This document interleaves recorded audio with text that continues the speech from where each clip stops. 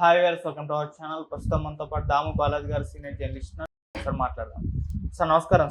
Sir Bharat కి and Pak కి ఒక యుద్ధ వాతావరణం నెలకొన్న నేపథ్యంలో తొందరలో యుద్ధం జరుగుతుందని చెప్పేసి కూడా చాలా మంది భయపడుతున్నారు. అసలు ఇటు వైపు చూసుకుంటే ఒక యుద్ధం వస్తే భారత్ బలాబలాలు ఏంటి, బలహీనత ఏంటి, అండ్ పక్క పాకిస్తాన్కు ఉన్న బలాలు ఏంటి, పాకిస్తాన్కు ఉన్న బలహీనతలు ఏంటి, ఏ దేశాలు ఎవరెవరికి సపోర్ట్ చేస్తున్నాయి, దీనికి సంబంధించి ఏ విధంగా ఉంది సార్ రిపోర్ట్?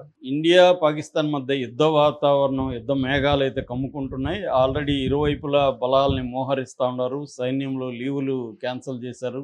రెండు వైపులా రాడార్లని దించుతున్నారు, ఇతరులని అబ్జర్వ్ చేస్తున్నారు. సో ఈ నేపథ్యంలో ఇప్పుడు దేశవ్యాప్తంగా ఒక చర్చ జరుగుతుంది. ఏమంటే ఇండియా డిఫెన్స్ స్ట్రెంగ్త్ ఏంటి, వీక్నెస్లు ఏంటి, పాకిస్తాన్ డిఫెన్స్ యొక్క స్ట్రెంగ్త్ ఏంటి, వీక్నెస్లు ఏంటి, మన బలాబలాలు ఎలా ఉన్నాయి. మనం ఏమనుకుంటాం, సినిమాల్లోనో లేకపోతే ఏదో మాట్లాడుతుంటారు, మనమందరూ కలిసి వాళ్ళ మీద చిచ్చుపోస్తే మునిగిపోతుంది పాకిస్తాన్, ఇలా ఇవి చెప్పడానికి బాగానే ఉంటాయి. కానీ గ్రౌండ్ లెవెల్లో ప్రాక్టికల్గా అలా ఉండదు. యుద్ధం అనేది అట్లా జనసంఖ్య ఎక్కువ ఉంటే ఇది ఉండదు. అట్లా అనుకుంటే ఇజ్రాయెల్ కోటి మంది కూడా లేరు జనసంఖ్య. ఇరాన్ 20 కోట్లు ఉన్నారు, కానీ ఇజ్రాయెలే ఇరాన్ కంటే పైచేయి సాధించే పరిస్థితి కనిపిస్తుంది. కాబట్టి ప్రాక్టికల్గా అసలు ఎలా ఉన్నాయి మనం చూద్దాం. మామూలుగా గ్లోబల్ ఫైర్ పవర్ ఇండెక్స్ అంటారు. గ్లోబల్ ఫైర్ పవర్ ఇండెక్స్లో ఇండియా ఏ ప్లేస్లో ఉందంటే 4th ర్యాంక్లో ఉంది ఇండియా. అంటే చైనా, అమెరికా, రష్యా తర్వాత ఇండియా 4th ప్లేస్లో ఉంది. పాకిస్తాను 12th ప్లేస్లో ఉంది. ఫైర్ పవర్ ఇండెక్స్లో 12వ ప్లేస్లో పాకిస్తాన్ ఉంది. అంటే మనకి వాళ్ళకి 8 ప్లేసులు గ్యాప్ ఉన్నాయి. స్కోర్ తీసుకుంటే 0.1184 ఉంది ఇండియా, పాకిస్తాన్ 0.2517 ఉంది. అంటే ఎంత తక్కువ ఉంటే అంత పవర్ ఉన్నట్లు లెక్క అనమాట ఈ స్కోర్ అనేది. కాబట్టి మనకి ఎక్కువ స్కోర్ ఉన్నట్లు లెక్క. ఇక మెయిన్ సోల్జర్స్, సైన్యం తీసుకుంటే, ఆర్మీ అంటాం కదా, ఆర్మీ తీసుకుంటే ఇండియా పాపులేషన్ ఎంత, 140 కోట్లు ఇండియా పాపులేషన్, పాకిస్తాన్ పాపులేషన్ 25 కోట్లు. సో ఇండియాలో అందరూ కూడా మిలిటరీలోకి చేరాలి యూత్ 50 ఏళ్ళ లోపల అని కానీ చెబితే 50 కోట్ల పాపులేషన్ రెడీగా ఉందన్నమాట. మనకి యాక్టివ్ పాపులేషన్ అంటారు దీన్ని. యాక్టివ్ పాపులేషన్ 50 కోట్లు ఉన్నారు. పాకిస్తాన్లో యాక్టివ్ పాపులేషన్ 9 కోట్లు ఉన్నారు. సో 50 కోట్లు ఎక్కడ, 9 కోట్లు ఎక్కడ? సో ఇండియా అబ్సల్యూట్ బలంలో ఉంది. అట్లాగే సైన్యం అంటే ట్రైన్డ్ ఆర్మీ తీసుకుంటే 15 లక్షల మంది యాక్టివ్గా ఉన్నారు ఇండియాలో. అదే పాకిస్తాన్లో తీసుకుంటే 6.5 లక్షల మంది, అంటే సగానికంటే తక్కువ ఉన్నారు. ఇక రిజర్వ్డ్ ఆర్మీ 11 లక్షల మంది ఇండియాలో ఉన్నారు. పారామిలిటరీ తీసుకుంటే 25 లక్షల మంది పారామిలిటరీ ఫోర్సులు ఉన్నారు. అర్ధ బలగాలు అంటారు వీటిని తెలుగులో. అంటే ఫుల్ టైము వారికి రెడీ కాదు, కానీ వీళ్ళు కూడా యుద్ధం అవసరమైతే చేయగలరు. వీళ్ళకి ఆ ట్రైనింగ్ అయితే ఉంటుంది. అంటే సిఆర్పిఎఫ్ ఇట్లాంటి ఫోర్సులు ఉన్నాయి కదా, వీళ్ళందరూ కూడా పారామిలిటరీ కిందకు వస్తారనమాట. అంటే ఓవరాల్గా అదొక 15, 40, 50 లక్షల మంది మనకి సైన్యం ఉన్నట్టుగా లెక్క. వాళ్ళది తీసుకుంటే పారామిలిటరీ జస్ట్ 5 లక్షల మంది ఉన్నారు.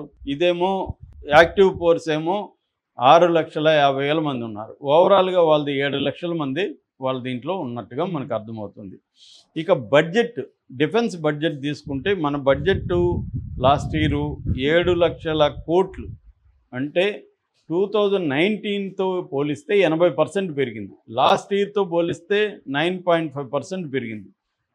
7 లక్షల కోట్లు బడ్జెట్ మనకి డిఫెన్స్కి ఇస్తున్నాం. ఇది అక్కడ చూసుకుంటే 10% కూడా లేదు. 70,000 కోట్లు మాత్రమే పాకిస్తాన్ బడ్జెట్. ఎందుకంటే వాళ్ళ దేశమే ఎకనామీనే very very poor economy. So అయినా కూడా వాళ్ళు కూడా పెంచారు. గతంతో పోలిస్తే, లాస్ట్ ఇయర్తో పోలిస్తే వాళ్ళది 15.7% వాళ్ళది బడ్జెట్ పెరిగింది. అంటే వాళ్ళు కూడా ఉన్నంతలో డిఫెన్స్ బడ్జెట్ని పెంచుకుంటూ వస్తున్నారు, ముఖ్యంగా ఇండియాని దృష్టిలో పెట్టుకొని. అందువల్ల ఇండియా దీంట్లో కూడా అట్మోస్ట్ తేడా 10% కూడా, మన బడ్జెట్లో 10% కూడా వాళ్ళది లేదు.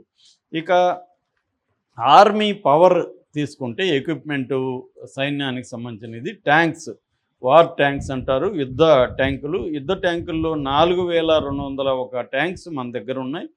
అట్లాగే T-90 భీస్మ, అర్జున్ అనేవి చాలా ప్రముఖమైనవి. అట్లాగే ఆర్మోర్డ్ వెహికల్స్ అంటారు, అంటే యుద్ధంలో పాల్గొనడానికి రెడీగా ఉండే వెహికల్స్ 1,48,594 ఆర్మర్డ్ వెహికల్స్ ఉన్నాయి మన దగ్గర. అట్లాగే టౌడ్ ఆర్టిలరీ 3,975 ఉంది. మొబైల్ రాకెట్స్ 264 ఉన్నాయి.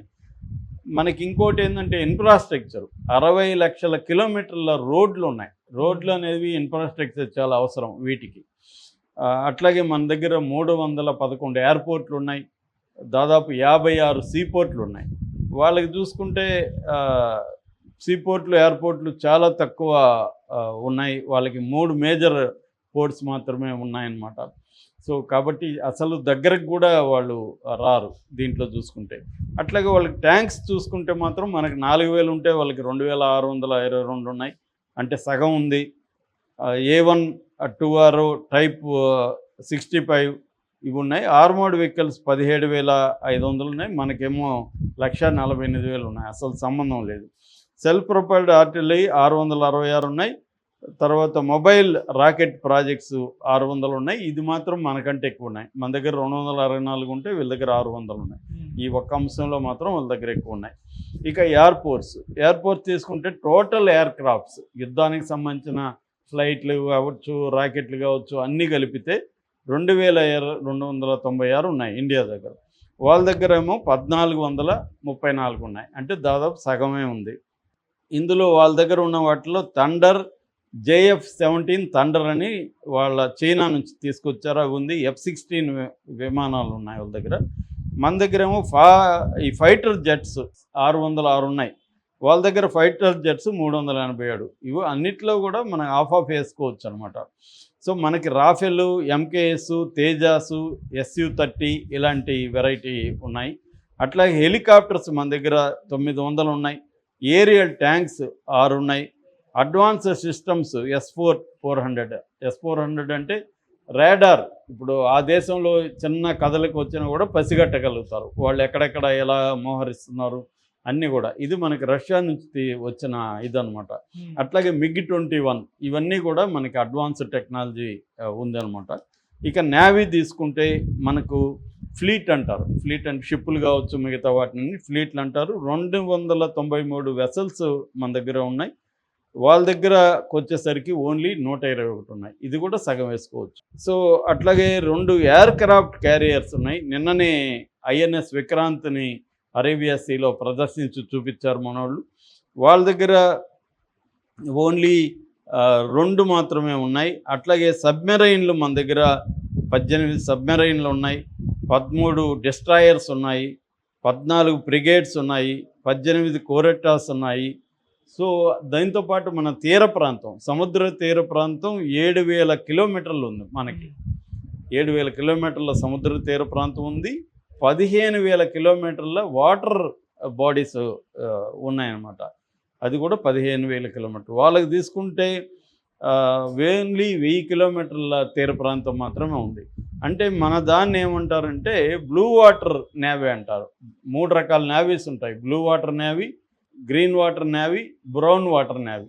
బ్రౌన్ వాటర్ నేవీ అంటే నదులు అట్లాంటి దగ్గర సీకి ఒడ్డున ఉండగలిగే ఇవి కెపాసిటీ మాత్రం అక్కడ ఉండి మాత్రమే ఫైట్ చేయగలుగుతారు వాళ్ళు. వాళ్ళని బ్రౌన్ వాటర్ అంటారు. గ్రీన్ వాటర్ అంటే సముద్రంలో కొంతవరకు మాత్రమే రాగలుగుతారు. వాళ్ళ సముద్రంలోకి రాగలుగుతారు తప్ప ఇతర దేశాల సముద్రంలోకి వెళ్ళలేరు. సో పాకిస్తాన్ది గ్రీన్ వాటర్ నేవీ, మనది బ్లూ వాటర్ నేవీ. అంటే మనం వేరే దేశం సముద్రంలోకి కూడా మనం వెళ్ళి ఫైట్ చేయగలుగుతాం. సో అందువల్ల ఇటు ఆర్మీ కానీ, ఎయిర్ ఫోర్స్లో కానీ, నేవీలో కానీ అన్నిట్లో దాదాపు పాకిస్తాన్ కంటే రెట్టింపు, 3 రెట్లు 4 రెట్లు ఈ కైండ్ ఆఫ్ బలంలో మనం ఉన్నాం. మనం అన్నిట్లో కూడా వరల్డ్లోనే 4th ప్లేస్లో ఉన్నాం మిలిటరీ పరంగా. First place China, second place America, third place Russia. దాంతో పోలిస్తే మనం 4th ప్లేస్లో ఉన్నాం. జనాభా రీతి అయితే ఇంకా చెప్పాల్సిన అవసరం లేదు. వాళ్ళది 25 కోట్లు అయితే మంది 140 కోట్లు. కాబట్టి అన్ని రకాలుగా కూడా ఇండియా బలంగా ఉంది. అయితే ఇక్కడ కన్వెన్షనల్ వార్ఫేర్ ఇదంతా కూడా మన డిస్కషన్, కానీ న్యూక్లియర్ వార్ఫేర్ ఉంది. న్యూక్లియర్ వార్ఫేర్కి వచ్చేసరికి పాకిస్తాన్ కూడా ఆల్మోస్ట్ ఈక్వల్గా ఉంది. కొన్ని విషయాల్లో అడ్వాన్స్డ్గా కూడా ఉంది. మన దగ్గర 172 న్యూక్లియర్ హెడ్స్ ఉంటే పాకిస్తాన్ దగ్గర 170 ఉన్నాయి. నిన్న ఒక మినిస్టర్ ఏమో 38 ఉన్నాయి మా దగ్గర అని నిన్న ఆయన అనౌన్స్ చేశాడు. మరి అది ఎంత నిజమో తెలియదు. ఏదేమైనా మనతో ఈక్వల్ లేదా మనకంటే ఎక్కువే న్యూక్లియర్ పవర్ వాళ్ళ దగ్గర ఉంది. ఆల్రెడీ 1998లో వాళ్ళు 2 సార్లు phase 1 phase 2 టెస్టులు కూడా చేశారు. మనం కూడా ఒకసారి పోఖ్రాన్ 2 కూడా మనం చేసాం ఆ టైంలో. ఏదేమైనా వారు డిసైడ్ అయ్యేది ఫైనల్గా న్యూక్లియర్ విషయంలో. కాబట్టి పాకిస్తాన్ని మనం మనకంటే చాలా చాలా తక్కువ బలాలు ఉన్నప్పటికీ పాకిస్తాన్ని తక్కువ అంచనా ఇవ్వకూడదు. మన బలహీనతలు ఏంటంటే మన సైన్యం యుద్ధంలో ఆరుతేరు లేదు. పాకిస్తాన్ సైన్యం అంతా నిరంతరం బలూచిస్తాన్లో కావచ్చు, ఇటు ఖైబర్ దగ్గర కావచ్చు, తర్వాత ఆఫ్ఘనిస్తాన్తో కావచ్చు, వాళ్ళు వార్లో ఎంగేజ్ అయినారు కాబట్టి ఆ ట్రైనింగ్ ఇది ఉంది. అట్లాగే అసిమెట్రికల్ వార్ అంటారు. కన్వెన్షనల్ వార్ కాకుండా అసిమెట్రికల్ వార్ అంటే ఒక రకమైన గెరిల్లా వార్ఫేర్ లాంటిది. అందులో కూడా వాళ్ళకి తర్బీదు ఉంది. ప్రాక్సీ వార్ అంటారు. పరోక్ష యుద్ధం చేయడంలో కూడా వాళ్ళకి ట్రైనింగ్ ఉంది. సో జనాభా రీత్యా మనం మిగతా వార్ మిషనరీ రీత్యా మనం అడ్వాన్స్డ్గా ఉన్న వాళ్ళకంటే కానీ వాళ్ళకి అది లేదు. కానీ వాళ్ళకు ఉండే బలాలు వాళ్ళకు ఉన్నాయి. అయితే మన సైన్యం డిఫెన్స్ కాకుండా అఫెన్సివ్గా పోరాడడానికి ఇప్పుడు రెడీగా ఉంది మానసికంగా. వాళ్ళ సైన్యం మానసికంగా లేదు. ఎందుకంటే ఇందాక ఒక వీడియోలో చెప్పినట్టుగా అక్కడ మిలిటరీలోనే విభేదాలు ఉన్నాయి. అసీం మునీర్ వాళ్ళ జనరల్కి సైన్యంలో మిగతా ఆఫీసర్లకి మధ్య గ్యాప్ ఉంది. సైన్యం రెడీగా లేరు వాళ్ళ సైన్యం. ఎందుకంటే ఇది అనవసరమైన మునీర్ కావాలని చేశాడన్న ఒక అభిప్రాయం ఉంది కాబట్టి అది ఉంది. వాళ్ళకి చైనా హెల్ప్ ఉంది. ఆల్రెడీ చైనా రాయబారిని కూడా వాళ్ళ మంత్రి కలిశాడు నిన్న. సో చైనా కంప్లీట్గా వాళ్ళకి హెల్ప్ చేస్తుంది. మనకి ఫ్రాన్స్ కానీ రష్యా కానీ అమెరికా కానీ మనకి హెల్ప్ చేస్తాయి. అమెరికా పైకేమో నిన్న కూడా ట్రంప్ నాకు very good friend India, very good friend Pakistan అని చెప్పాడు. కానీ ఇన్సైడ్గా మనకి హెల్ప్ చేసే అవకాశాలు ఉన్నాయి. అట్లాగే ఇజ్రాయెల్ మనకి హెల్ప్ చేస్తుంది.